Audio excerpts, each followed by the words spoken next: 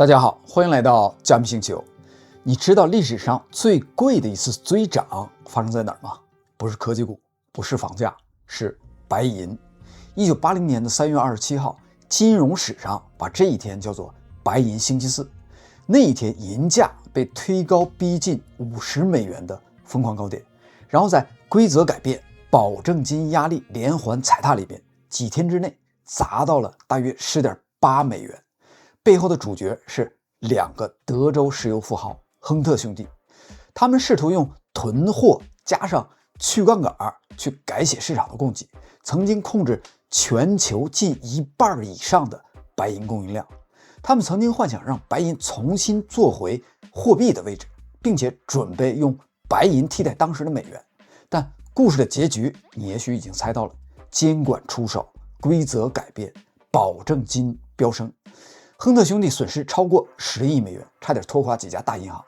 我想让你先记住这句台词：当有人相信自己能够永远操控市场的那一刻，市场往往就在准备给他上最贵的一课。现在时间来到2025年的年底，白银又搞了一个大新闻，银价冲高到了$80附近，创出真正的历史新高，年内涨幅超过150%。这一次不是某个家族在逼空，而是全球的资金在追捧。于是呢，很多人都在追问同一个问题：这到底是白银回归货币的地位，还是又一次的情绪驱动的泡沫？今天的这一期呢，我们用2个维度来拆开它：硬度和认可度。但是亨特兄弟到底败在哪儿了呢？很多人认为是监管打压加上规则改变把他们给干掉了。这个确实是主因，但还有另外一个更底层的原因。他们试图用个人的财富去挑战一个更大的东西——供给侧的数学规律。我们把故事从头给它还原一下。亨特兄弟的父亲呢是石油大亨哈罗德森·亨特，白手起家，靠石油变成美国最富有的人之一。极端的保守，反感联邦的政府，坚信财富没有上限。他给儿子们灌输了一条信念：富人永远不够富。兄弟俩呢也确实很会赚钱。老大纳尔逊·邦克自学成才，骨子里面呢其实是一个赌徒。弟弟威廉·赫伯特更加低调，受教育的程度也更高。他们在奢华的环境当中长大。60到70的年代，他们建立起了自己的石油帝国，尤其是在利比亚扩张。但1969年穆阿迈尔·卡扎菲正面上台，并大幅地提高了对国外石油公司的特许权使用费，严重压缩了他们的收入。这个等于告诉他们，资产放在政治的体系里面，你就要接受被掠夺。紧接着1971年，美元与黄金脱钩，全球进入了通胀和货币不稳定的时代。老大纳尔逊·邦克·亨特开始极度的悲观，他不信政府，不相信纸币，他只相信能握在自己手里的资产，他需要一个避风港。那为什么不买黄金呢？因为当时美国的法律限制个人自由的持有大量的黄金，于是白银成为了最理想的替代品，价格被低估，对工业的不可或缺，而产量又不足以满足全球的供需。听起来是不是很熟悉？这和当下新闻里边面对白银的看法几乎是一模一样。更关键的是，白银的价格更低，流通也更广，更容易被推起来。于是呢，从1973年开始，他们不只是买，是扫货，疯狂的买实物的白银，大量存放在瑞士，飞机运输，配备重武装的车队护送。这个不是投资，这是战争。但很快他们意识到，光靠实物还不够，要控盘，要逼空。真正的杠杆在期货的市场里边，这在技术上叫做 corner， 逼仓操纵的意思，指的是囤积足够多的商品，迫使空头以越来越高的价格来回补仓位。兄弟俩同时还在期货市场重仓做多，用大量多头合约放大压注，一层又一层的加大杠杆。这个就像卡住了空头的脖子，让空头的呼吸越来越困难，最终爆仓死掉。到了1979年，白银的价格已经从每盎司$2上涨到了$5以上。但要把计划推向极致，他们需要更多的资本。几次尝试失败以后，他们最后吸引到了沙特的资本，成立了所谓的国际金属投资集团。短短的几个月时间，财团又吞下了超过 1.5 亿盎司的白银。在最疯狂的时候，他们控制了全球可交易白银的半壁江山，有些估计甚至高达 80% 以上。结果是什么呢？银价从$2一路飙升到1980年初逼近$50，他们的账面财富膨胀到让你几乎无法想象的程度，甚至开始有人认真的讨论白银能不能重新当回货币，能不能取代美元。这场疯狂上涨引发了监管机构的警觉 ，CFTC、COMEX 甚至美联储都开始担心它会不会引发连锁反应，危及到金融市场甚至银行体系的稳定。于是呢，1980年年初，规则开始一刀切，保证金大幅上调，单一机构持仓上限被卡死，交割也开始允许现金结算，纸牌屋瞬间坍塌。随着银价开始下跌，亨特兄弟无法满足不断追加的保证金的要求，只能借更多的钱来填窟窿。1980年的3月27号，白银星期四，银价被砸到每盎司10.8美元，一堆人当场爆仓。更可怕的是，他们差点把几家大银行也给拖下水，最后呢，只能靠一笔紧急的救火式的安排才没有破产，代价就是清仓、抵押、认输。后来亨特家族并没有彻底的归零，甚至威廉很多年以后翻身了。但这个事情到今天还是教科书级别的案例，因为它告诉我们一件事儿：就算没有监管，他们迟早也会碰上另外一个现实，白银不是黄金，白银不是那种你越买越难被生产出来的东西。恰恰相反，当价格暴涨的时候，白银的供给侧会像踩了油门一样冲出去，银价越涨，矿山越积极的去开采，库存持有者越积极的抛售，旧银器、旧银锭越积极的释放，废料回收越活跃，甚至本来不值得回收的也突然开始变得值得回收了。整个市场的供给在高价刺激下开始反扑。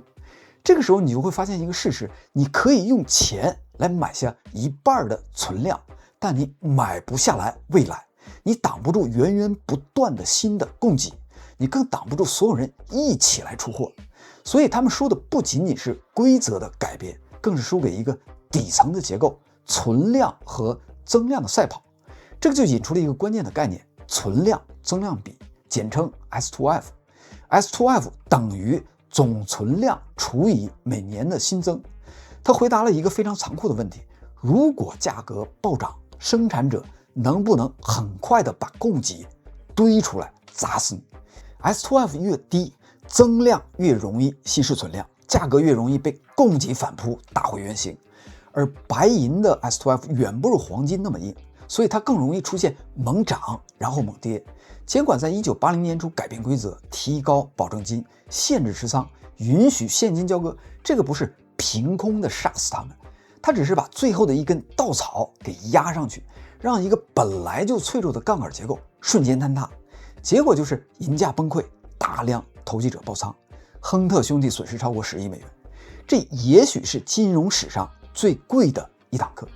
不是所有闪闪发光的东西都是黄金，真正的硬通货要能够扛住供给侧的反扑，这个才是 S2F 背后的物理规律。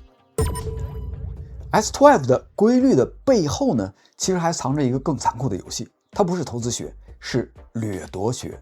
它有一个名字，软通货陷阱。什么意思呢？当两种钱碰面，硬的不会跟你讲道理，硬的只会做一件事，把软的洗劫干净。我讲一个最极端最刺耳的版本，16世纪欧洲人来到美洲，他们带来的不是黄金，带来的是玻璃珠。玻璃珠在原住民的眼里是什么呢？漂亮、稀罕，从来没有见过，这个就像天外来的宝物。所以对他们来说，玻璃珠就是硬通货，他们非常愿意拿黄金去兑换。但对欧洲人来说呢，玻璃珠是工坊里边可以批量生产的工艺品，是成本接近于零的可复制物。结果就是欧洲人用几乎零成本的东西掠走了美洲大陆真正的财富——黄金。后来这种玻璃珠被冠以一个名字奴隶珠，这个不是骗人，这个也不是某个人坏，这个是两套货币体系的正面碰撞。当你认为稀缺的东西在对方那里可以无限的供给的时候，你就已经输了。这个就叫做软通货陷阱，它的本质是你拿你以为硬的东西去交换对方真正硬的东西，然后呢，财富悄无声息的转移。你现在再回头看看亨特兄弟，他们其实也掉进了同一个坑里边。他们以为我控制了存量就控制了价格，但市场告诉他们，你控制不了增量。只要供给侧能够扩张，你就只是暂时把价格给推上去，而不是把它变成货币。奴隶猪的故事听起来很遥远，这里呢还有两个文明版本的软通货陷阱。这一次主角不是原住民，是两个古老的文明，印度和中国。19世纪世界正在从白银的体系切换到黄金体系，这是一场全球货币硬度的升级换代，而升级失败的国家代价巨大。对印度来说，当欧洲站上黄金本位，以白银为基础的印度卢比持续的贬值，殖民政府为了维持运转不得不加税，加税带来动荡和反抗。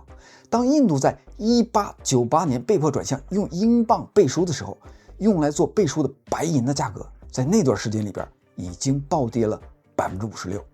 所以这个不是汇率的新闻，这是国家被迫用更软的钱去支付更硬的账单。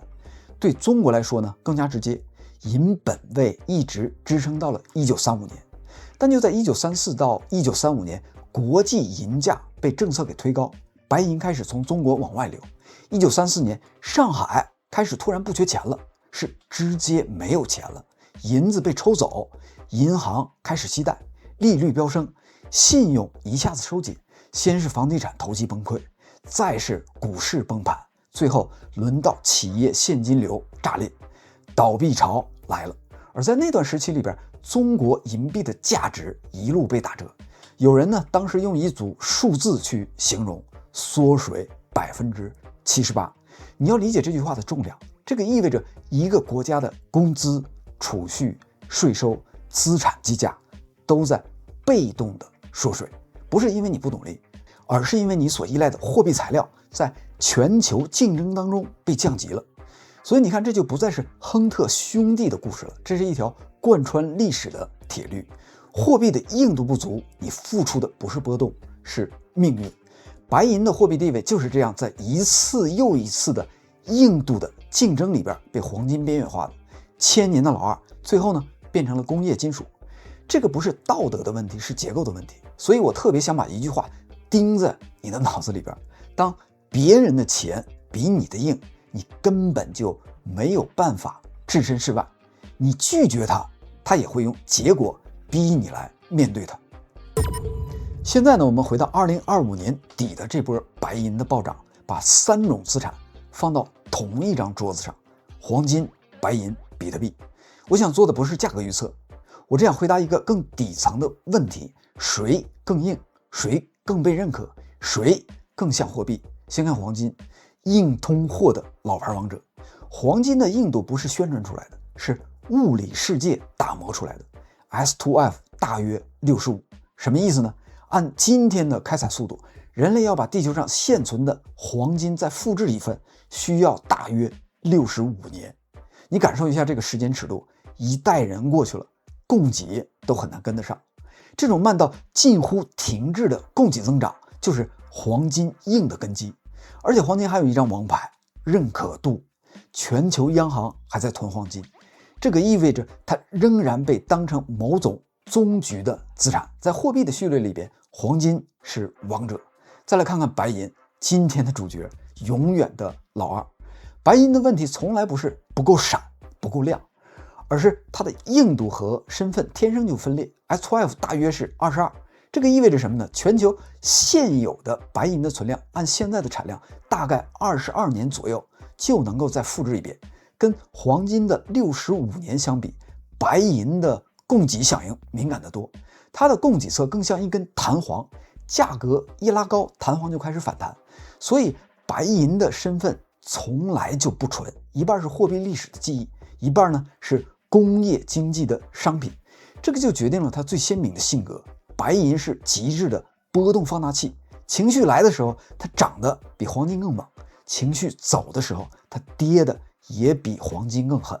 价格越高，回收越积极；价格越高，库存释放也越积极；价格越高，市场愿意卖的人也越多。白银最大的短板不是供给，是身份的摇摆，它很难稳定的停在货币的那一边。